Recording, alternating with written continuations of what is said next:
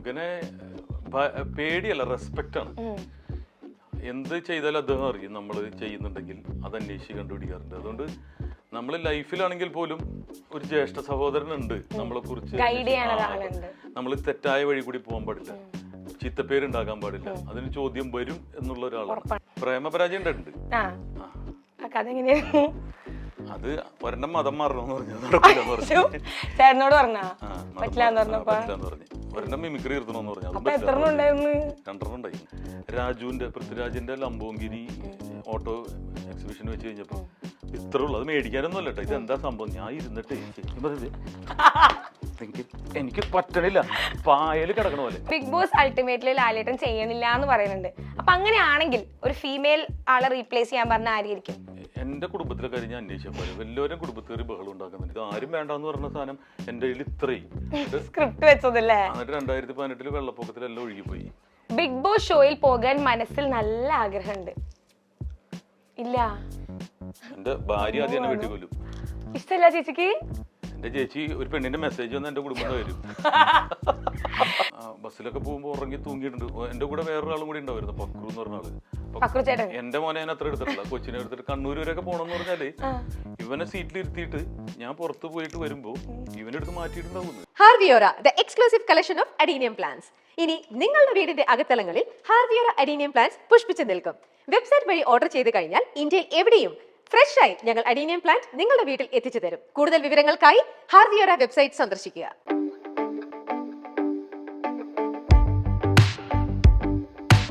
Bonjour, you're watching Milestone Makers and this is Harviora presents Fantastic Faustina.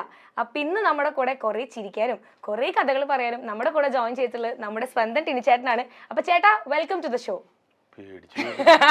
എന്താണത്, വെടിക്കെട്ടാ ചേട്ടാ?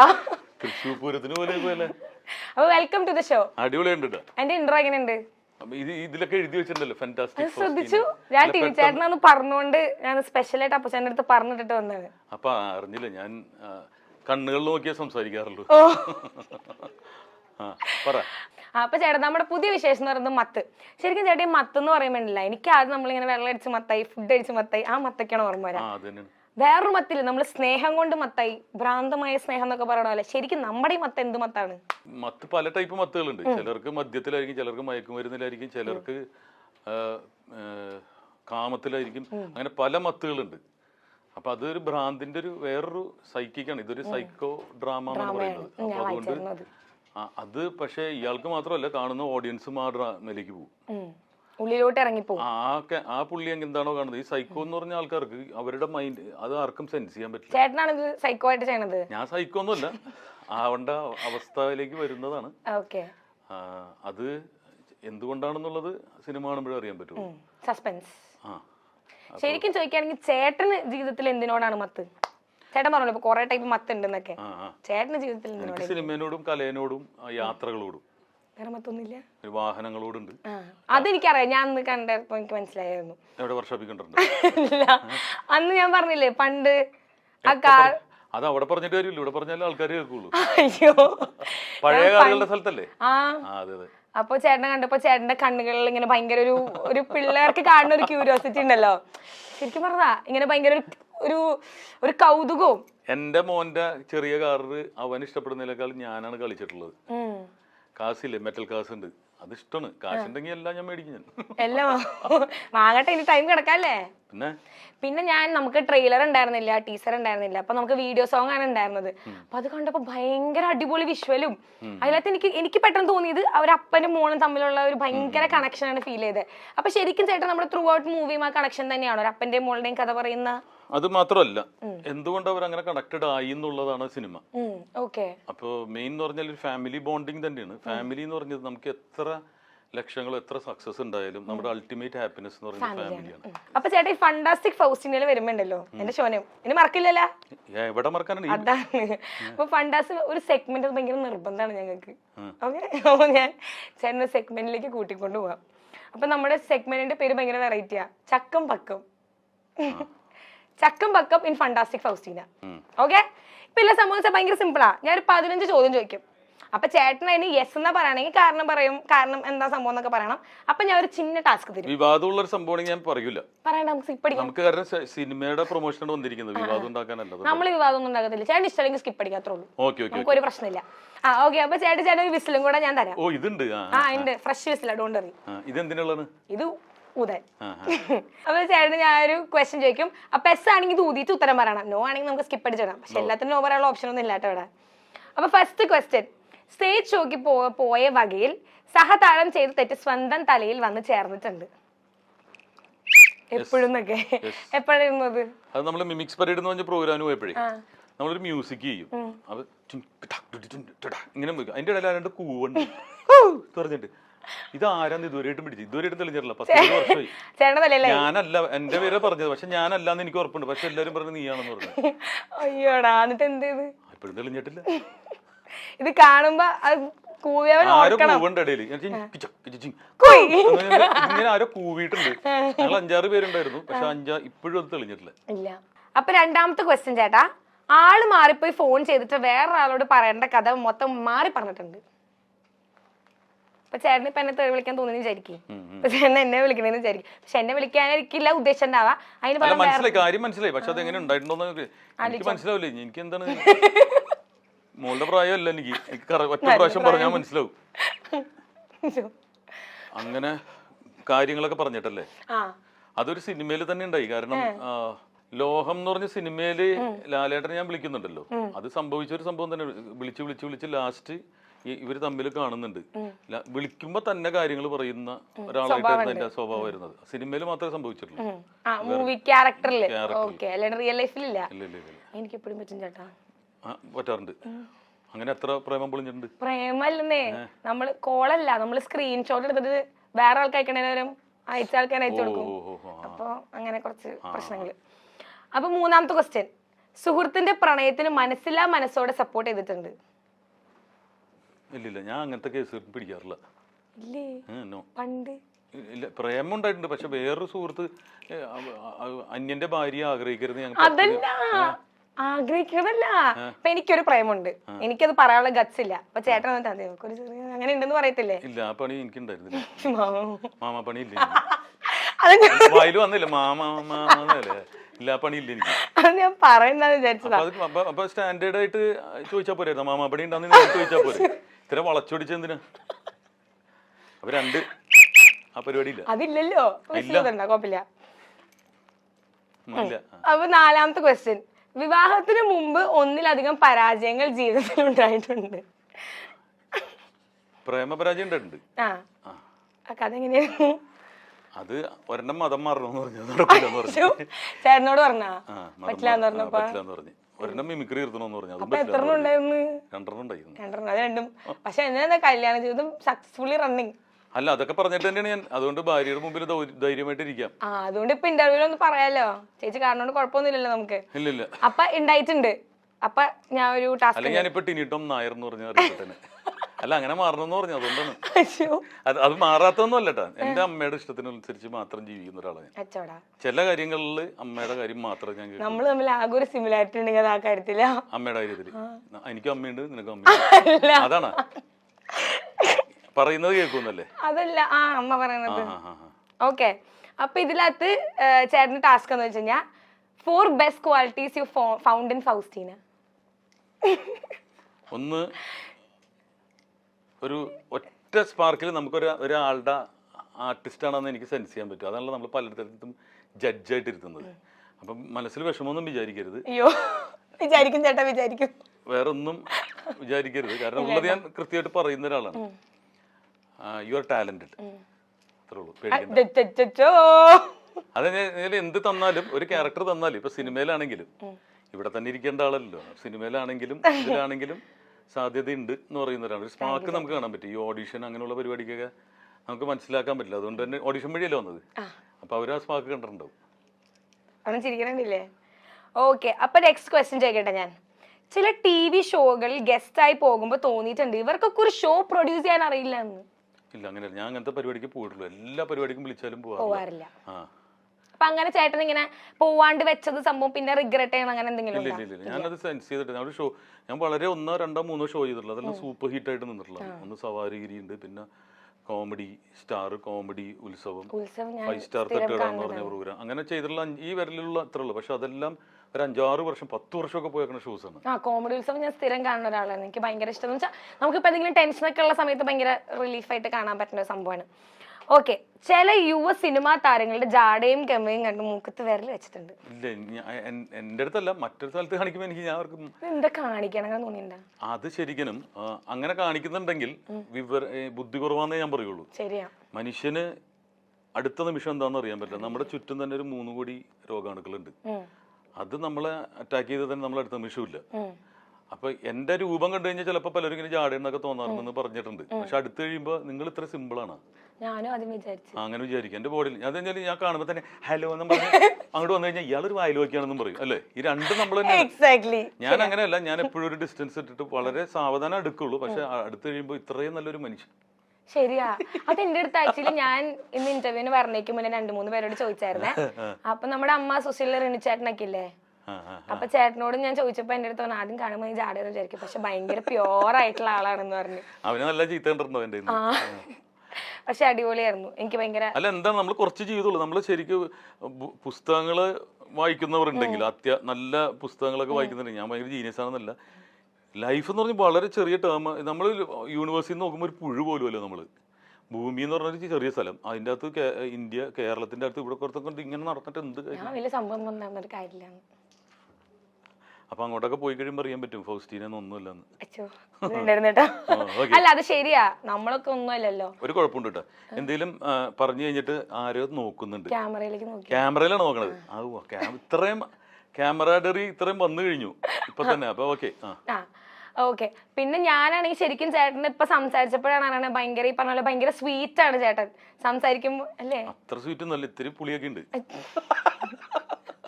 ഇല്ല ഞാൻ സീരിയസ്ലി ആണ്, ചുമ്മാ വളർത്തൊന്നുമില്ല. പക്ഷെ ചേട്ടൻ ഒന്ന് ഷാജി പാപ്പന്റെ കല്യാണത്തിന് വന്നായിരുന്നു, നമുക്ക് മുന്നേ പരിചയപ്പെടായിരുന്നു. മൈൽ സ്റ്റോൺ മൊത്തം പിണക്കത്തിലായിരുന്നു ചേട്ടൻ്റെ അടുത്ത്, ചേട്ടൻ വരാത്തോണ്ട്. അല്ലല്ല, എന്റെ അടുത്ത് വളരെ കാര്യമായിട്ട് അപ്പൂസ് വിളിച്ച് കാര്യം പറഞ്ഞിരുന്നു. ഞാൻ അല്ലാത്ത പരിപാടിക്ക് ഒക്കെ വരുന്നതാണ്. പക്ഷെ അന്ന് നമ്മളൊരു കാര്യം ഏറ്റു കഴിഞ്ഞാൽ അത് കൃത്യമായിട്ട് ചെയ്യണം. അപ്പൊ അതിന് പോകണ്ട. എന്റെ അടുത്തും അപ്പു ചേട്ടൻ പറഞ്ഞിട്ട് ചേട്ടൻ എന്തായാലും ഉണ്ടാവും എന്നൊക്കെ, പക്ഷെ കാണാൻ പറ്റിയില്ല. പക്ഷെ ഇപ്പൊ നിമിത്തം. ഓക്കെ, അപ്പൊ നമ്മുടെ നെക്സ്റ്റ് ക്വസ്റ്റ്യൻ. ഭക്ഷണം കഴിക്കാൻ വേണ്ടി മാത്രം പരിപാടിക്ക് വരുന്ന ഫ്രണ്ട്സ് എനിക്കുണ്ട്.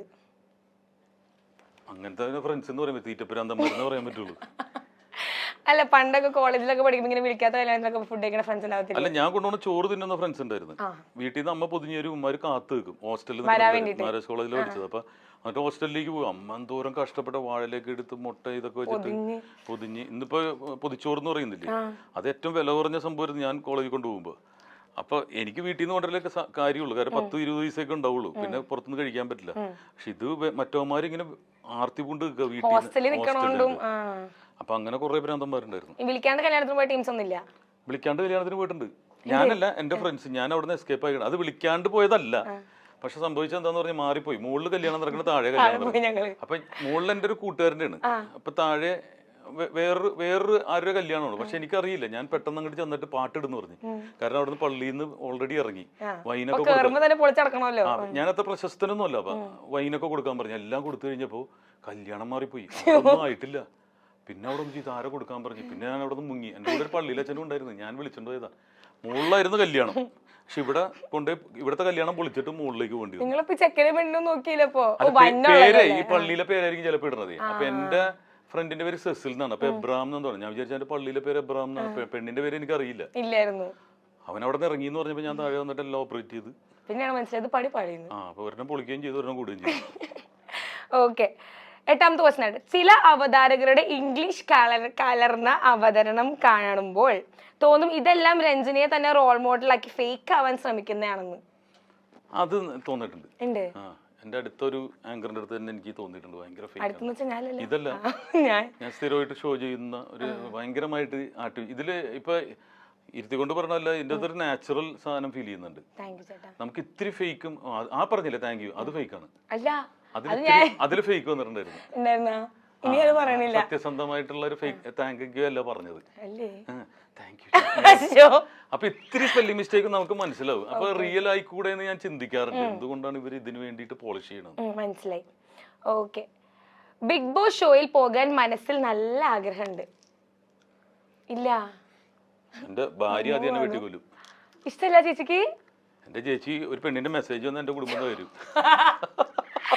അയ്യോ അയ്യോ, ചേച്ചിയുടെ കാര്യം പറഞ്ഞപ്പോഴാ ഇപ്പം ചേട്ടന്റെ മോന് ഈ പറഞ്ഞ ഞാൻ ഒരു കേട്ടിട്ടുണ്ടായിരുന്നു, മൂവിയില് ഏതോ വലിയ ആർട്ടിസ്റ്റിന്റെ മോനായിട്ട് ചെയ്യാൻ ഒരു ചാൻസ് കിട്ടിയപ്പോ ചേച്ചി വേണ്ടാന്ന് പറഞ്ഞു. അത് 10-16 വയസ്സുള്ള അവനെ ഏത് വഴിക്കും പോകാൻ തയ്യാറായിട്ട് നിൽക്കുന്ന ആളാ. കയ്യിലും കാലിലും ഫുൾ ടാറ്റു അടിച്ചോണ്ട് വന്നേക്കണത്. കോളേജിലോട്ട് വിടുന്നത് കൈയും കാലും ഒക്കെ കുളിപ്പിച്ചാ വിടണം, തിരിച്ചു വരുന്നത് മൊത്തം ടാറ്റു ആയിട്ടാണ്. അപ്പൊ ആ പ്രായപൂർത്തി ആയ പോയിക്കോ. അതിന് മുമ്പ് വിടാൻ പേടിയാന്ന് പറഞ്ഞത്. വിട്ട് കഴിഞ്ഞാൽ ഈ പറഞ്ഞ ഈ ഫീൽഡ് എങ്ങനെ പോകുന്നുള്ളത് കൊണ്ടാണോ? അവൻ അങ്ങോട്ട് പോകുന്ന അറിയാൻ പാടില്ല. രാത്രി 12 മണിയൊക്കെ നോക്കുമ്പോ ചിലപ്പോ അവൻ ഉണ്ടാവില്ല, ചിലപ്പോ പുറത്തായിരിക്കും. വേറെ ഒന്നിനും അല്ല, അവന് മ്യൂസിക് ഉണ്ട്, എല്ലാം ഉണ്ട്. അപ്പൊ കുറച്ച് കാലമെങ്കിലും മകൻ എന്റെ കൂടെ വേണം. മകനായിട്ട് എനിക്ക് വളർത്തണ്ടേ കുറച്ച് നാള്. ശരിയാ. ചേട്ടൻ ചീത്ത പറയത്തില്ല ഇങ്ങനെ പുറത്തൊക്കെ പോകും, പറയാണ്ടൊക്കെ പോകും? വളരെ വിരളമായിട്ട് പറയുള്ളൂ. കാരണം ഞാൻ നോക്കിയാൽ തന്നെ അവന് മനസ്സിലാവാറുണ്ട്. അത്രക്ക് എന്തിനുള്ള പുറപ്പാടാണ്. അങ്ങനെ ബഹളങ്ങളുള്ള ഫാമിലി അല്ല നമ്മുടെ. അല്ല, ഫ്രണ്ട്ഷിപ്പും ആഘോഷങ്ങളും ഉള്ള ദൈവാനുഗ്രഹം കൊണ്ട് ക്യൂട്ട് ഫാമിലിയാണ്. ഓക്കെ. അല്ല, ഇപ്പൊ ബിഗ് ബോസ് പോകാൻ ഇൻട്രസ്റ്റേ ഇല്ല? ഇല്ല. ഇപ്പൊ നമ്മുടെ ജിൻഡോ ചേട്ടൻ കപ്പൊക്കെ അടിച്ച് നിക്ക.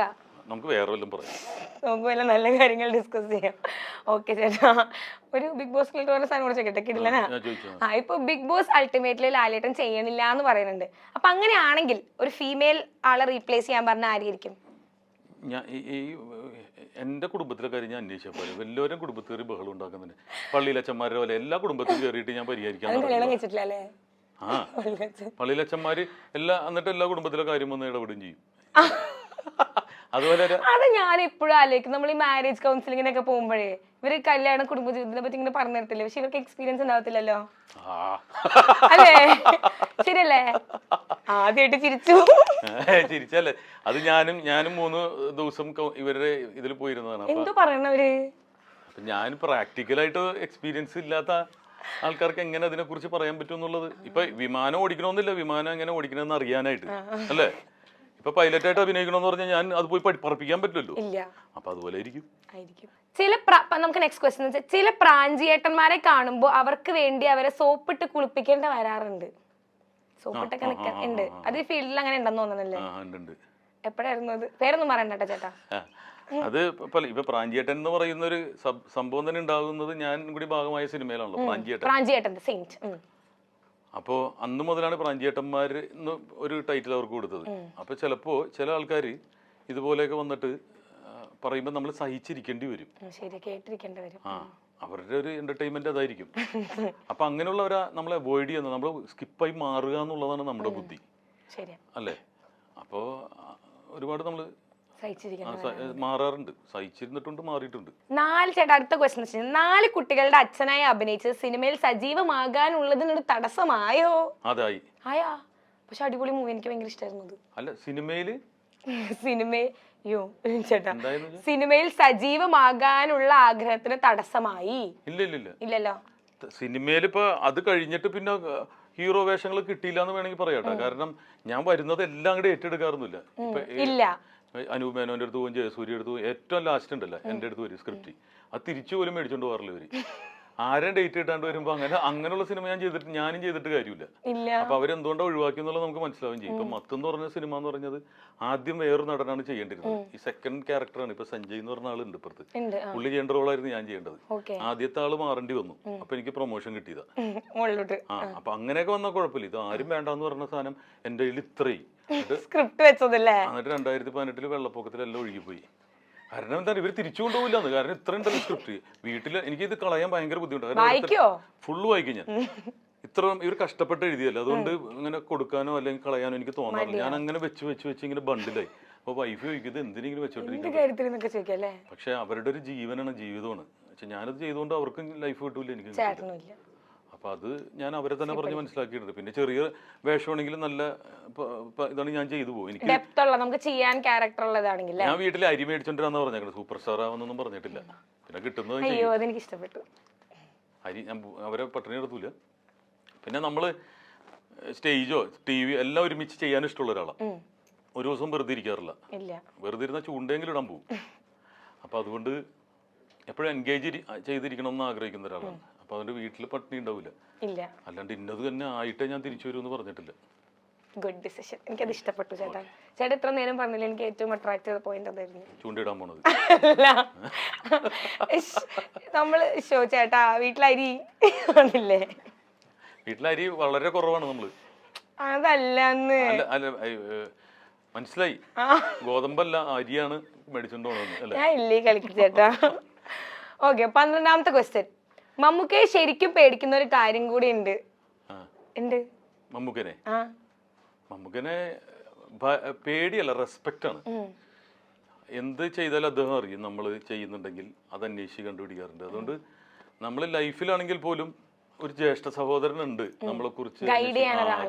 നമ്മൾ തെറ്റായ വഴി കൂടി പോകാൻ പാടില്ല, ചീത്തപ്പേരുണ്ടാക്കാൻ പാടില്ല, അതിന് ചോദ്യം വരും എന്നുള്ള ഒരാളാണ്. അത് പേടിച്ചിട്ടല്ല ഞാൻ ജീവിക്കുന്നത്. എനിക്കും അദ്ദേഹത്തിന്റെ ഒരു റോൾ മോഡലാക്കി വെച്ചിരിക്കുന്നത് ഒരു ലൈഫ് സ്റ്റൈല്, ഫാമിലി ആണെങ്കിൽ സിനിമ, അതെല്ലാം ഓരോരോ ബുക്കുകളാക്കി. കാരണം എന്താ പറയുക, ചേട്ടനൊരു ഇന്റർവ്യൂവിൽ എന്തോ പറഞ്ഞു, ഞാൻ കേട്ടായിരുന്നു. കുറെ ഇങ്ങനെ നെഗറ്റീവ് പറയാൻ വേണ്ടിയിരിക്കണ കുറെ പേരുണ്ടല്ലോ ചേട്ടാ.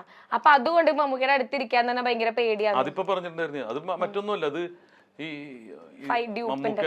മമ്മൂക്കയുടെ ഫൈറ്റ് ഒക്കെ ചെയ്യണത് ഞാനാന്ന് പറഞ്ഞ് ഇങ്ങനെ ട്രോളിക്കൊണ്ടിരിക്കും. ഞാൻ അങ്ങനത്തെ കുറെ കമന്റ്സ് അങ്ങനത്തെ എന്നിട്ട് അദ്ദേഹത്തിന് ടാഗ് ചെയ്യും. അപ്പൊ എന്താ പറയുക, എനിക്ക് മമ്മൂക്കയുടെ സിനിമ ചാൻസ് കിട്ടൂലെന്ന്. ഞാൻ കണ്ണൂർ സ്ക്വാഡിന്റെ ഷൂട്ടിംഗ് നടക്കുമ്പോൾ മമ്മൂക്കയുടെ അടുത്ത് ഞാൻ പോയിക്കിരുന്നു. കുറച്ചേരം ഇനിയിപ്പോ നാട്ടുകാർ മൊത്തം പറയും നീ. അപ്പൊ അത് ചിലർക്ക് എപ്പോഴും നമ്മൾ ലൈഫിൽ ഒന്ന് ശീലിക്കേണ്ടത് പോസിറ്റിവിറ്റി എന്നുള്ള കാര്യം. നമുക്ക് നെഗറ്റിവിറ്റി വരും, ഒരാൾ ദേഷ്യം കുശുമ്പോൾ അത് മാറ്റിയെടുക്കാൻ പറ്റുക എന്ന് പറഞ്ഞാൽ നല്ലതാണ്. കാണുമ്പോൾ നല്ലത് പറയുക. ഇപ്പൊ ഫൗസ്റ്റീനെ കാണുമ്പോ ഇതെന്താണ് ക്ഷീണിച്ച് പട്ടിണി അപ്പൊ തന്നെ വിഷമിപ്പിക്കുക. അങ്ങനത്തെ കുറെ ആൾക്കാരുണ്ട്. ചിലപ്പോ നല്ലത് ഉണ്ടാവില്ലായിരിക്കും, എന്നാലും പറയാ സുന്ദരിയുണ്ടല്ലോ ആള്, അത് അല്ലേ, അത് നുണയായിരിക്കും ചിലപ്പോ. എന്നാലും നമ്മൾ അതൊരു പ്രോത്സാഹനം കൊടുക്കണം. മനസ്സിലായില്ല, വേദനിപ്പിക്കുന്ന കാര്യം പറയാതിരിക്കുക. ചിലർക്കുണ്ട് കാണുമ്പോ തന്നെ വയറിയാടിയല്ല, കറുത്തു പോയല്ല, ഇങ്ങനെ. പക്ഷെ അവരുടെ ലൈഫിൽ എപ്പോഴും ഫ്രസ്ട്രേറ്റഡ് ആയിരിക്കും. നോക്കിക്കോ, ഒരു സാഡ് ആയിരിക്കും, അവർക്കൊരു ക്രിയേറ്റിവിറ്റി ഉണ്ടാവില്ല. ഈ കമന്റ്സ് ഇടുന്നവർ തന്നെ ശ്രദ്ധിച്ചോ, ഏതെങ്കിലും ടാലന്റഡ് ആയിട്ടുള്ള ഒരാളെ കണ്ടിട്ടുണ്ടോ? ഏതെങ്കിലും തലയുള്ള ഒരാളുണ്ടോ ചേട്ടയില്? തല പോട്ടെ, പ്രശസ്തനായ ഒരാൾ അങ്ങനെ ചെയ്യൂല. അല്ലെങ്കിൽ 4 പേരുടെ മുമ്പിൽ പെർഫോം ചെയ്യുന്ന കഴിവുള്ള ഒരാൾ അതിടില്ല. അന്നാ ഈ ഇടുന്ന ആൾക്കാർ ചിന്തിക്കുക സ്വന്തമായിട്ട് എന്തെങ്കിലും ചെയ്യാൻ. ഇപ്പൊ എന്തോരം വ്ളോഗ് ചെയ്യുന്ന കഴിവുള്ള ആൾക്കാരൊക്കെ വരുന്നുണ്ട്. ഇതിന് വരും അവൻ കാലത്തന്നെ റെഡിയാണ്, ഒരു തന്നെ തെറി പറയണം. അതെ, രാവിലെ അവരുടെ ലൈഫിലും നെഗറ്റിവിറ്റി വരും, കറങ്ങി തിരിഞ്ഞടിക്കും. ശരിയാണ്. നെക്സ്റ്റ് ക്വസ്റ്റ്യൻ ചേട്ടാ. സ്റ്റേജ് ഷോക്ക് പോകും വഴിയിൽ പെട്ടുപോയിട്ടുണ്ട്? എപ്പോഴും പെട്ടുപോയിട്ടുണ്ട് ഞാൻ. സ്റ്റേജ് ഷോനൊക്കെ നമ്മൾ ഇപ്പോഴൊക്കെയല്ലേ വാഹനം ഉള്ളത്. പണ്ട് ബസ്സിലും ട്രെയിനിലും എല്ലാരും കൂടെ ഒരുമിച്ചൊക്കെ പോണ പണ്ടല്ലേ. അങ്ങനെ വഴിയിൽ കിട്ടാണ്ട് കോട്ടയത്ത് എന്നൊക്കെ പറഞ്ഞാൽ രാത്രി 12-1 മണിക്കൊക്കെ ഷോ കഴിഞ്ഞാൽ പിറ്റേ ദിവസം 6 മണിയാകുമ്പോഴേ ബസ്സുള്ളൂ. അപ്പൊ റെയിൽവേ സ്റ്റേഷനിൽ കിടന്നിട്ടുണ്ട്. കഥ പറഞ്ഞിട്ടുണ്ട് ഇങ്ങനെ. അപ്പൊ എന്താ പറഞ്ഞാൽ വീട്ടിൽ സൗകര്യം ഇല്ലാഞ്ഞിട്ടല്ല, വീട്ടിൽ പറഞ്ഞ് മര്യാദക്ക് പഠിക്ക്, മര്യാദക്ക് ലോയനല്ല പഠിക്കുന്നത്. ഞാനും ലോയനായിരുന്നു, അതറിഞ്ഞില്ലേ? അതെല്ലാവർക്കും അറിയില്ല. അപ്പൊ ഞാൻ ബാംഗ്ലൂർ നല്ല സൗകര്യത്തിലൊക്കെ പഠിക്കാൻ അവസരം ഉണ്ടായിട്ട് അതൊക്കെ ഇട്ടെറിഞ്ഞിട്ട് ഇവിടെ കിടന്ന് തെണ്ടി തിരിഞ്ഞ് കിടക്കാം. അവിടെ കിടക്കുമ്പോൾ പക്ഷെ അത് ഞാൻ എൻജോയ് ചെയ്തിരുന്നു. പക്ഷെ ഉറക്കം വന്ന് അങ്ങോട്ട് തൂങ്ങിയിട്ടുണ്ട്. ഇപ്പൊ കാസർഗോഡൊക്കെ നമ്മൾ ബസ്സിലാണ് യാത്ര ചെയ്യണത്. ബസ്സിലൊക്കെ പോകുമ്പോൾ ഉറങ്ങി തൂങ്ങിയിട്ടുണ്ട്. എന്റെ കൂടെ വേറൊരാളും കൂടി ഉണ്ടായിരുന്നു, പക്രു എന്ന് പറഞ്ഞ ആള്. എന്റെ മോനെ ഞാൻ അത്ര എടുത്തിട്ടില്ല, കൊച്ചിനെ എടുത്തിട്ട് കണ്ണൂർ വരെയൊക്കെ പോണെന്ന് പറഞ്ഞാല് ഇവനെ സീറ്റിലിരുത്തിയിട്ട് ഞാൻ പുറത്ത് പോയിട്ട് വരുമ്പോ ഇവനെടുത്ത് മാറ്റിയിട്ടുണ്ടാവുന്ന്. നമ്മൾ ഈ ചീഫൊക്കെ ഇടൂലേ സീറ്റ് ബുക്ക് ചെയ്യാൻ, അതുപോലെ ഇവനെ വെച്ചിട്ടും പോകും ഞാൻ. പക്ഷെ ഇവന് സീറ്റ് പിടിക്കാനും പറ്റൂല, ഇവനെടുത്ത് മാറ്റുകയും ചെയ്യും. എന്നിട്ട് ഇടിയൊക്കെ ഉണ്ടാക്കിയിട്ടുണ്ട് ഞാൻ കണ്ണൂരിന്ന്. ഇത് വെറുതെ പറയുന്നതല്ല. എന്നിട്ട് ഇങ്ങനെ ഇടി കണ്ടിട്ട് തെസ്നിഖാനൊക്കെ പുറത്തുനിന്ന് പറഞ്ഞിട്ടുണ്ട് ഈ പാവങ്ങൾക്ക് എന്തെങ്കിലും ഒരു കാറ് മേടിക്കാൻ പറ്റണേ, അത്രയും തിരക്കിന്റെ ഇടയിൽ. പക്ഷെ തമാശയാണ്. പക്ഷെ അന്ന് പറഞ്ഞില്ലേ, ഞാൻ നോക്കിയപ്പോ ഇവനെ കാണാനില്ല. നോക്കിയപ്പോ എവിടെയോ എടുത്ത് മാറ്റിയിട്ട് വേറെ തന്നെ ഇരിക്കണം അവിടെ. അപ്പൊ അങ്ങനത്തെ ഉണ്ടായിട്ടുണ്ട്. അപ്പൊ നമുക്ക് ടാസ്ക് വേണ്ടേ? ഉണ്ടായിട്ടുണ്ടല്ലോ. ഇതെല്ലാം ജീവിതത്തിൽ മൊത്തം ടാസ്ക് ഉണ്ടായിരുന്നു. അത് കഴിഞ്ഞ് സ്വസ്ഥമായിട്ട് സ്റ്റാൻഡേർഡ് ആയിട്ട് comedy task, fantastic Faustina special. അപ്പൊ ടാസ്ക് എന്ന് വെച്ചാൽ ചേട്ടാ, ചേച്ചി വീട്ടിലെ സീരിയൽസ് ഒക്കെ കാണുമോ? അയ്യോ ഇല്ല. ഇല്ലേ? അവള് ഇപ്പൊ എന്താ പറയാ, ഈ മറ്റേ കൊറിയയില് ഉള്ള ഏതാണ്ട് പെണ്ണുങ്ങളൊക്കെ ഉണ്ട് അവിടെ, കൊറിയയിലെ വ്ളോഗേഴ്സ്. പിന്നെ അവിടുത്തെ ഫുഡ്. ഒരു ദിവസം പറഞ്ഞ അടുത്ത ജന്മത്തിൽ കസാക്കിസ്ഥാനിൽ കാർപ്പറ്റ് ഉണ്ടാക്കണ അവളാണെന്ന്. ഇടയ്ക്ക് അവള് പറയാറുണ്ട് പാണ്ടയായിട്ട് ജനിക്കണോ. പാണ്ടാണ്ടല്ലോ, ഒന്നുമില്ല, വെറുതെ ഇങ്ങനെ സുഖമാണ്, ജീവിതം ഒന്നുമില്ല, തിന്നോണ്ടിരിക്കുക. അപ്പൊ ഇതൊക്കെ കണ്ടിട്ട് ഇങ്ങനെയൊക്കെയുള്ള പരിപാടികളെ കണ്ടത്. പിന്നെന്താണ് ഇപ്പൊ ഇസ്ലാമാബാദ് അങ്ങനത്തെ കുറെ സ്ഥലങ്ങളുണ്ട്.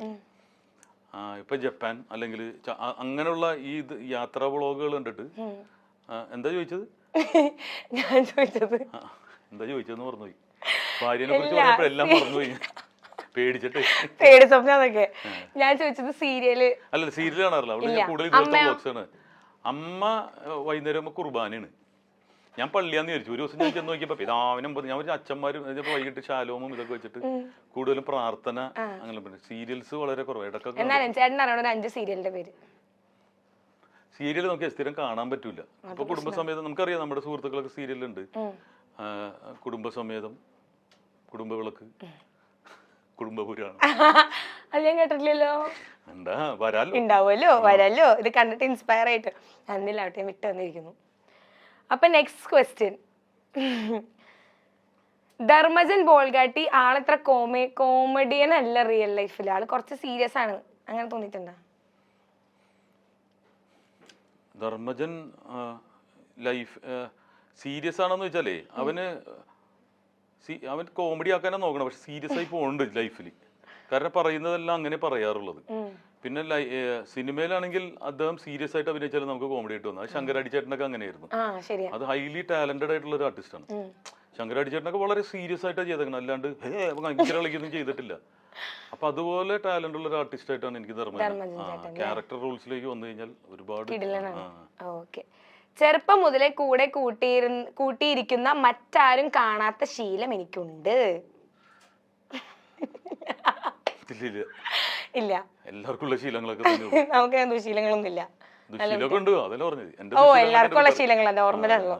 ഓക്കെ, ചേട്ടൻ ഇപ്പൊ യൂസ് ചെയ്യുന്ന കാർ ഏതാ? വണ്ടിയുടെ കാര്യം ഞാൻ അപ്പൊ ചോദിക്കാൻ മറന്നു. കാരണം വണ്ടിയുടെ കാര്യം അതിനും വേണ്ട എന്റെ ഗ്യാരേജ് എന്നും പറഞ്ഞ ഒരു 10-40 വണ്ടിയൊന്നുമില്ല. ഉള്ള വണ്ടികൾ വെച്ചിട്ട് പോകണുള്ളൂ. എന്നാലും എന്തിനാണ് തള്ളാനാണ്? തള്ളിക്കോ, ചാൻസ് അല്ലേ. അല്ല, എനിക്ക് ആദ്യം ഞാൻ എന്റെ വാഹനം പെട്ടെന്നൊരു ദിവസം കൊണ്ട് ഉണ്ടായ വാഹനങ്ങളല്ല. ഫസ്റ്റ് ഞാൻ ലാലേട്ടന്റെ ഒരു പ്രോഗ്രാമിന് പോയിട്ട് മേടിച്ച ഒരു കാറുണ്ട്. അത് മാരുതി 800 ആയിരുന്നു. അത് ഗ്യാസ് വെച്ചിട്ടൊക്കെ ഓടിക്കുന്ന വണ്ടിയായിരുന്നു. വീട്ടിലെ അമ്മ നോക്കുമ്പോൾ ഗ്യാസ് ഉണ്ടാവില്ല. അത് ഞാൻ വണ്ടിയിൽ വെച്ചിട്ടുണ്ടോ. അവിടെ നിന്നാണ് തുടങ്ങിയത്. അങ്ങനെ എത്തി ഇപ്പോൾ ഒരു പജേറോ ഉണ്ട്. പിന്നെ ഒരു സ്പോർട്സ് കാർ വേണമെന്നുണ്ടായിരുന്നു. അതുകൊണ്ട് തന്നെ. പക്ഷേ ഏതൊക്കെ സ്പോർട്സ്, ഞാൻ ആദ്യം പൃഥ്വിരാജിന്റെ ലംബോങ്കിനി ഓട്ടോ എക്സിബിഷൻ വെച്ച് കഴിഞ്ഞപ്പോൾ ഇത്ര ഉള്ളു. അത് മേടിക്കാനൊന്നും അല്ല കേട്ടോ. ഇതെന്താ സംഭവം? ഞാൻ ഇരുന്നിട്ട് ശരിക്കും പറഞ്ഞത് എനിക്ക് പറ്റണില്ല, പായല് കിടക്കണ പോലെ. അപ്പൊ രാജു ഇത് വിറ്റതിന്റെ കാരണം എനിക്ക് മനസ്സിലായി. ഇതുമാണ്. പിന്നെ ആൾക്കാർ കൂടുകയും ചെയ്യും. കൂടുമ്പോൾ ഇങ്ങനെ കിടക്കണ്ടെന്ന് ഈ വണ്ടി. അപ്പൊ രാജുവിന്റെ അടുത്ത് ഞാൻ ചോദിക്കുകയും ചെയ്തു, ഇത് എന്താ കൊടുത്തെന്ന് പറഞ്ഞപ്പോ ഒന്ന് ഡ്രൈവ് തന്നെ പോകാൻ പറ്റില്ല, ആൾക്കാരങ്ങ് കൂടും. പിന്നെ ഇതാണ് ഈ മറ്റേ വണ്ടിയുടെ അടിയിൽ കിടക്കണല്ലേ. ഇത്രയും കാശ് കൊടുത്ത് മേടിക്കുകയും ചെയ്ത് ഇരിക്കാനും പറ്റണം. അപ്പൊ സ്പോർട്സ് ഇനി കുറച്ചും കൂടി കഴിഞ്ഞാൽ എന്റെ നടുവ് കളയൂല.